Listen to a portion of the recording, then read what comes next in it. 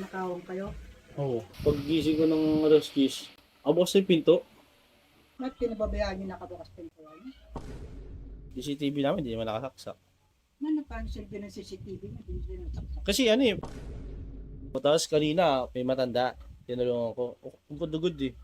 Sabi sa akin, dati kang aso. La, alam mo na? Oo, alam ko na. Alin? Nakawang kayo? Oo. Skirt. Nanakaw yung niya. Yung cellphone niya. Ba't pinababayaan niyo nakabukas pintuan?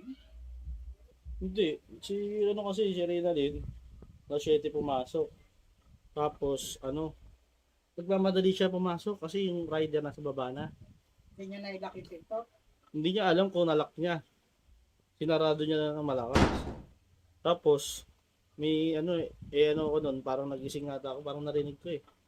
Pungatan ako, may narinig ako na bumukas ng pinto. Yun. Inayan ko lang. Kasi nantok pa ako eh. Kala ko si Kurt lumabas, bumili ng ulam, kumain. Tapos nung paggising ko ng alas 10, bukas na yung pinto. Sabi ko si Kurt, tulog naman. Ito ako tulog. Ano tulog? Kadapa pa nga eh. Tapos, sabi ko, kala ko, naiwan lang nakabukas. Eh, kumpleto naman yung gamit doon. Doon pa yung TV, electric fan, doon pa eh. Doon pa kayo bag niya eh. Tapos, pagluto pa ako. Tapos kakain na kami. Gising na si Kurt, kakain na kami. Sabi niya, narinig ko siya, kausap niya si Quay. Hanap niya yung cellphone. Nung hinanap niya na yung cellphone, wala na. Hanap namin, wala na. CCTV namin, hindi naman nakasaksak. Na na-cancel din ang CCTV na din sila nasaksak. Kasi pag nakasaksak, nakikita ko lagi na rin nakaiga, nanonood.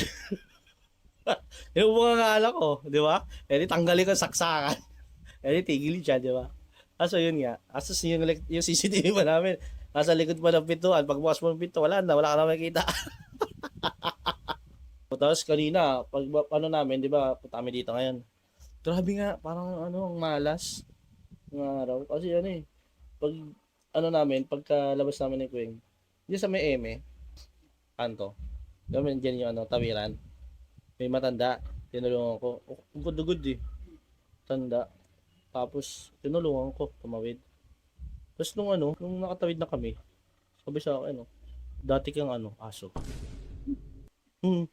Sabi sa akin gano'n, dati daw ang aso. Sabi ko, paano mo naman na yun, paano mo nasabi na dati akong aso? Sabi niya, tignan mo.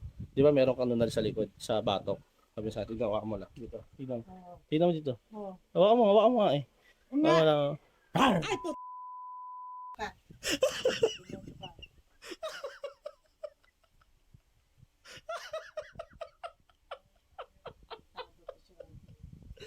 Kasi akay ko siya eh. Siyempre, hati kita sa kanya. Ako ko yung kamay niya, di ba? Tapos nagulat ako. Sabi ko, galing mo na eh. Paano mo nalaman? Ay, ikaw na yung huwag ka matakot na may anti-rabies na malaki. Kompleto mo ako sa bakuna. Pinahudan mo siya? Hindi.